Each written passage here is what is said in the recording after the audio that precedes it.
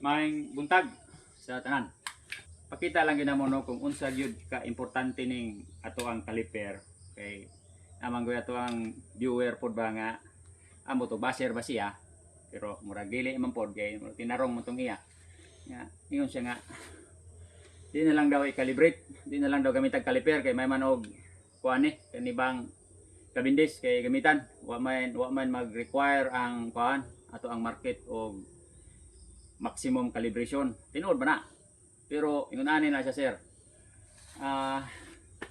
Dili gid siguro punta parehas sa pag-atiman sa dahon no kay kani mao ni amo ang cut all karon 11 weeks ang red. Kaning white nga pinutos kadto 10. And then ang blue kani siya naman tay subuan ko dito nga blue.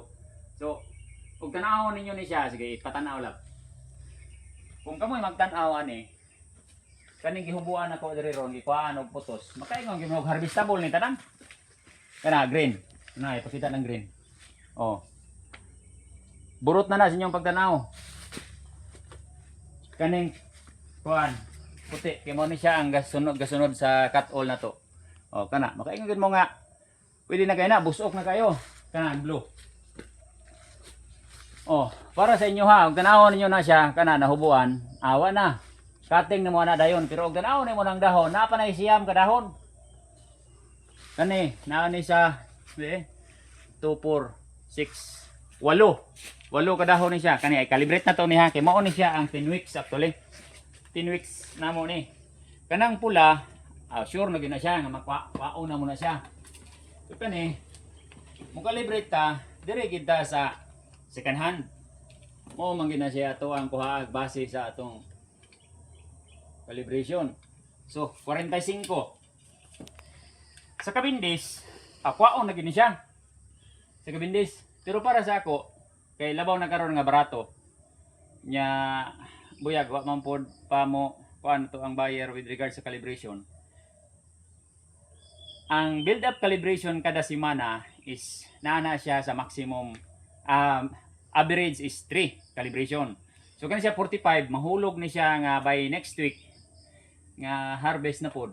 Nani siya sa 48 to 49 which is mo na siya maximum calibration nato sa lowland. Sa kabindis, no? Pero sa dinhi wala man ta magkuan ani. So kana siya kani ibilin ko pa ni. Pero para sa inyo hani harbiso na gyud ni. Kani ibilin sa namo ni karon. Ano man pag abot ani sa sunod semana kung naka-build up na siya og tulo ka calibration from 45 to 48 or even 49, ang minimum ana nga idugang sa imuhang bandwidth is 2 ka kilo. So kompyuto na to na 2 ka kilo sa tag 28 na mo nga presyo. Ay butal na to sige 28 that is sa 2 ka kilo 28 56. Unya og mudugang ni siya tulo ka kilo di nahulog na og 80 ka pen. 74. So kung ato nang kwintaho ng city bisa ka to lang 2 ka kilo lang 56. Libo man ni kapin kapunuan. So kato lang 1 ka libo. So ang 1 ka libo nimo karon sa tag 56. That is 56,000 nga madugang sa imuhang gross income. So ngano mang pila ra man ang taon ning caliper? 3,000 ra man eh. Unya og ingon ana pirmi ang ato ang kuan kaning 45 calibration imo nang harveston kay tanaw nimo gapo naman gini mo na gini siya pakabul pero pwede pa nimo na siya i-maximize nganong dili man nga di man itong long hand nga giingon nila di actually di na long hand long fingers na tag-as og gawin mo nang di kayo paliton kay dagko jud sa kayo pero kani nara man ni sa 2 to mga 3 kilos kapin mga 4 ana di sila bulgyo na siya kayo gamay man 6 hands ra man ni siya so ug naay 2 ka kilo nga madugang at patin takuha sa madugang nato sa kinatibuk-an nya og nakatanom og mga 10,000 ka punuan nya mao gid ninyong harbison so 10,000 karon times 56 pesos and that will give us 560,000 500,000 you just imagine ang unsay matabang ani nga tuang kuan ato ang kaliper so kuan lang kana bang kung ingon lagi po nga nakaatiman jud kas dahon pero og gaapas kas dahon kay duha na lay dahon nimo isa na lang adi harbisa na gyud na kay basig next week hinog na siya pero kini dinhi sa amo kay ni-invest mi sa dahon maka maximize mi sa edad So makadugang mi sa timbang. Last katong nag-harvest mi nga 45 among gikuha na, ang average bunch weight ang adto is 20. Katong last week lang yun nga ning kuan gyud mi ning tirada gyud mig maayo ani nga didto mi sa 46 calibration second hand ang amuang harbison. Ang lowest ang kaning distal hand naa sa 44 45.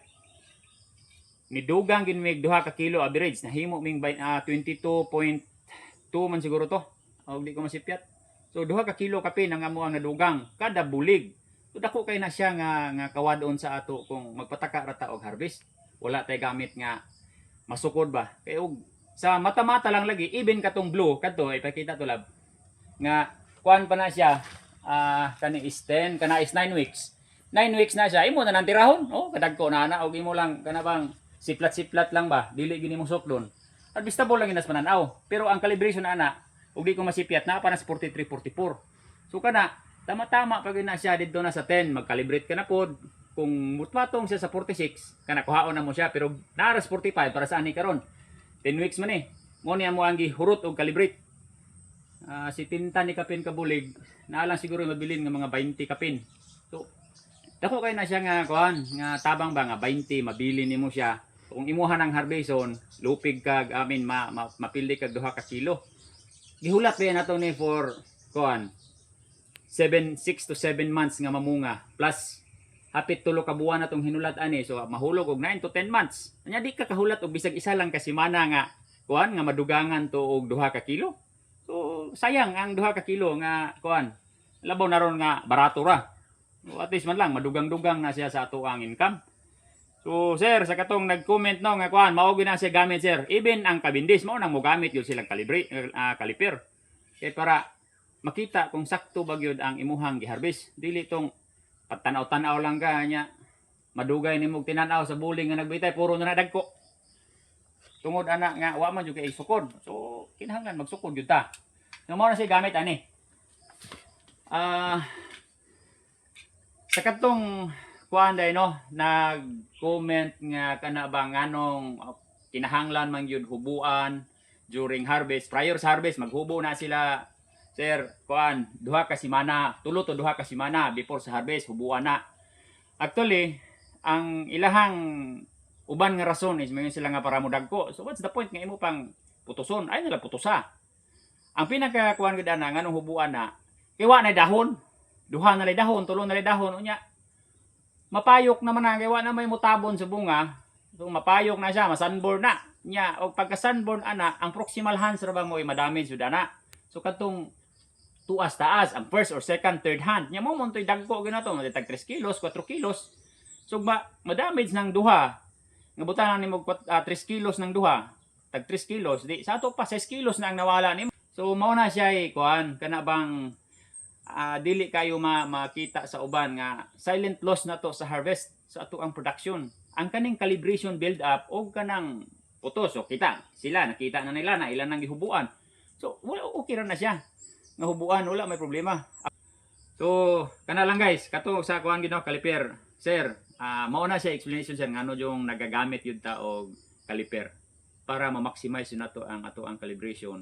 Sumudugang ta og timbang makadukay per kilogram man ang bayaran sa kuan. Ato ang buyer di man tong ingon nga binulig. So diha ta mo lamang. So kato lang among ma-share karon nga adlaw maayong buntag pag-usap.